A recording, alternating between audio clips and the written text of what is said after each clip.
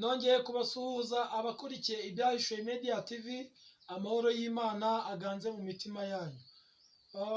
Amazina yanjye nitwa Mizero Felix, ni umukristo mu itorero rya ADEPR, barizwa mu itorero ry'akarere ka Karongi, paruwasi ni ya Gatwaro, umudugudu wa Nyabidahe.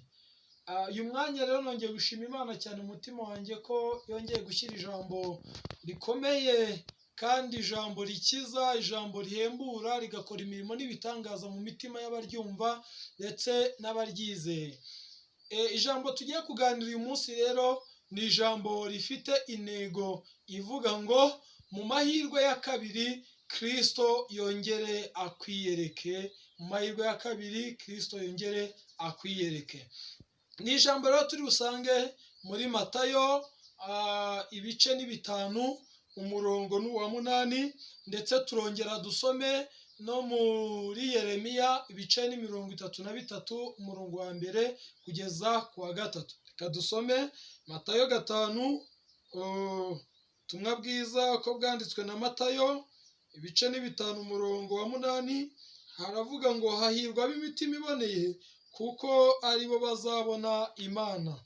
Hanyuma Yeremiya ibice ni 33 umurongo wa 1 aravuga ngo ijambo ry'Uwiteka ryaje kuri Yeremiya ubwa kabiri agikingiraniwe mu gikari cy'inzu y'imbohe riti, uku ni ko Uwiteka avuga, ari we ugira icyo akora, ari we ukirema akagikomeza. Uwiteka niryo zina rye, aravuga ngo nabaza ndagutabara, nkwereke ibikomeye biruhije utamenya. Amen.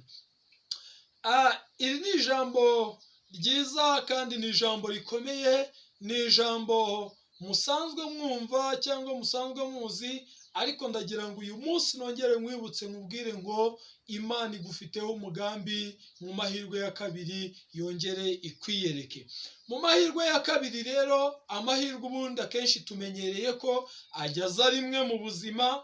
Akenshi iyo uba muri sosiyete cyangwa uba mu bandi bantu runaka, ushobora kugirirwa ubuntu ukagira amahirwe yo kuba umuyobozi wabo, ushobora kugirirwa amahirwe yo kuba sekereteri, ushobora kugirirwa amahirwe yo kuba umubitsi, ushobora kugirirwa amahirwe yo kuba undi muntu ukomeye, ushobora kugirirwa icyizere muri iyo sosiyete urimo.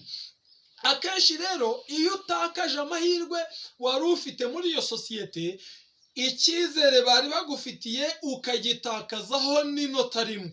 Bose igihe cyose niyo bakubabariye bakubonera mu ishusho yuko uri wa munyabyaha wa kirya gihe cya mbere.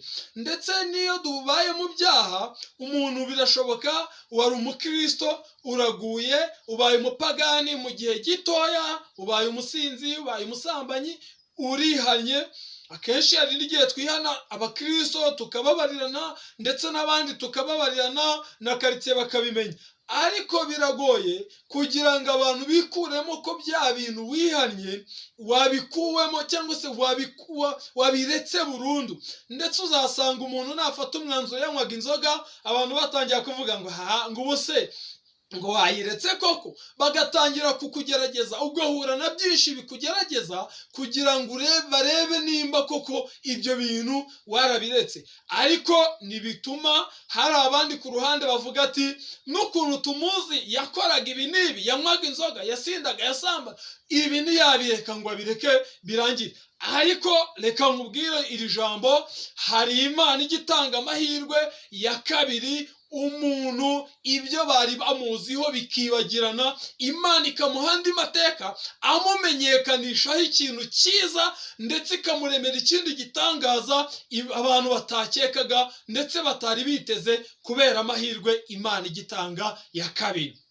Andi mahirwe, hari amahirwe tujya twitesha twebwe mu buzima twari dufite. Birashoboka wari umunyeshuri ukiga, igihe cyagera ukikura mu ishuri kubera ibiyobyabwenge, kubera ibindi bintu bitandukanye bituma umubiri wawe uba koronike, umubiri wawe utabasha kuwugenga. Noneho icyo gihe kigatuma uva mu ishuri. Iyo umaze gukura ugeze hejuru utangira kuvuga ngo iyo mbimenya ngo nkasubira mu ishuri ngo nkiga neza, ngo cyangwa uwama andi mahirwe ngo yo kwiga.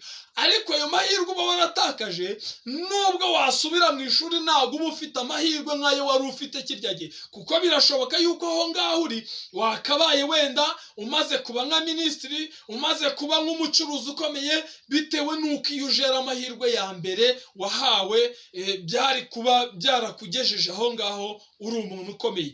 Ariko Imana ishimwe yuko yo igitanga amahirwe ya kabiri, ndetse ukaba icyo ngicyo wagombaga kuba cyo bitewe n'igihe usohoyemo. Birashoboka yuko iyo uza kwiga neza cyangwa ukabaho neza mu bandi, wari kuba uri umuntu uri umuyobozi w'akagari cyangwa w'umudugudu, Imana ikabona yuko andi mahirwe n'ubundi yawe yayaguhaye, ayo mahirwe ikongera ikayakugarurira, n'ubundi kubw'umusaruro ifite no mu bantu bayo, ikongera ikagusubiza ya mahirwe yo kuba umuyobozi w'akagari cyangwa w'umurenge. Imana ishimwe.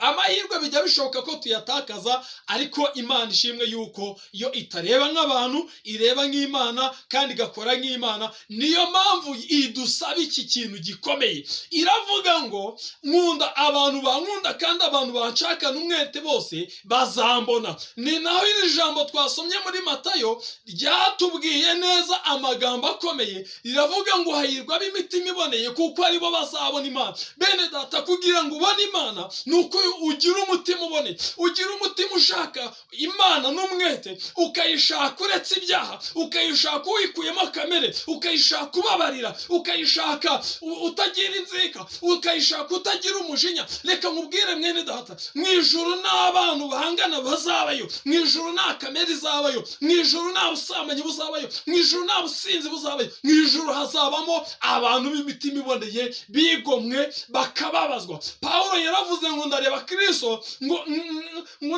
ndamureba ku musaraba, ngo nkahita mbona yuko ibyanjye nabyo bibambwe. Wowe nutareba Kristo ngo ubone ko n'ibyawe bibambwe, ngo ubashe gufata icyemezo mu mutima wawe, uhindukira ugira umutima uboneye. Reka nkubwire, n'ibyo wari witeze kuzabona by'amahirwe ntago bizaza. Nibizaza, bizaza ari ibyo kugushuga, bizaza ari ibyo kukuganza kuri Satani, kugira ngo Satani akomeze kuganza kugira igikoresho. Ariko birakwiriye ko ufata icyemezo ukagira umutima uboneye, Kristo ubwe akaguha andi mahirwe yo kongera kwitwa umwana w'Imana ishimwe. Ujya ugira ikibazo ukavuga ngo ubu si Imana yakongera kumbabarira. Reka mu ijuru hari Imana ibabarira, mu ijuru hari Imana igituma umuntu agaruka muri yo, ndetse hari Imana igituma umuntu yongera kugirirwa icyizere aho kitari gifitiwe, ndetse hari Imana igituma warirukanywe mu kazi wongera kukagarukamo, hari Imana igituma warabuze ibyo kurya wongera kubibona, hari Imana igituma ibyo twahuye nk'ibihano byo kutayumvira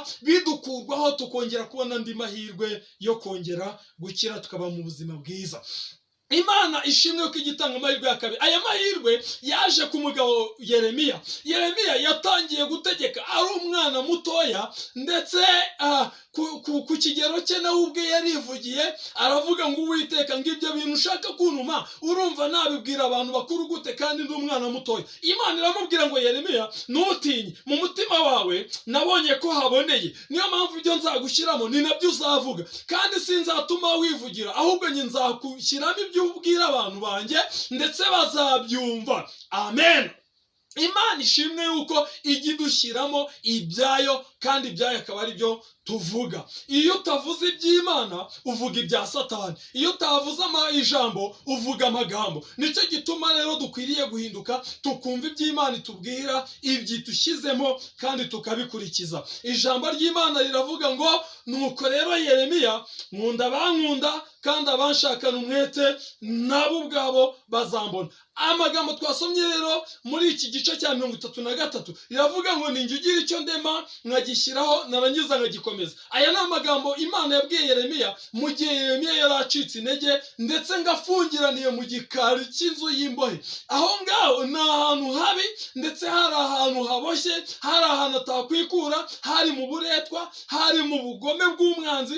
Ariko ngo Imana imusangamo iramubwira ngo ni njyewe ugira icyo ndema, narangiza nkagikomeza, ubundi nkagishyiraho. Iramubwira ngo nabaza ndagutabara, nkwereke ibiruhije bikomeye utamenye. Muri iki gihe Yeremiya yumva yumvaga ubuzima arimo bugoye ndetse nta bundi butabazi afite, kugeza aho yigeze yatura amagambo aravuga ngo Uwiteka waranshutse nemera gushukika. Bitewe n'ibyo yari amaze n'ubuzima yawe, ushobora kunyura mu buzima bukomeye ariko Imana ntijya yibagirwa ko wabugiranyemo umutima ukomeye. Gira umutima ukomeye ushaka Imana, gira umutima ukomeye ufite umutima uboneye. Nugira umutima uboneye uzabana n'Imana, nugira umutima ukomeye uzabaho, nugira umutima ukomeye kandi wejejwe, reka mubwire Imana izaguha amahirwe ya kabiri. Mu mahirwe ya mbere niwabonye Imana, ariko mu mahirwe ya kabiri ihana ibyaha byawe, ukurikiza ibyo Imana igusaba, usenge ubudasiba, wirinde kamere n'ibindi byose byakugira imbata, ureke kuba imbata ya Kristo, uzabaho mu buzima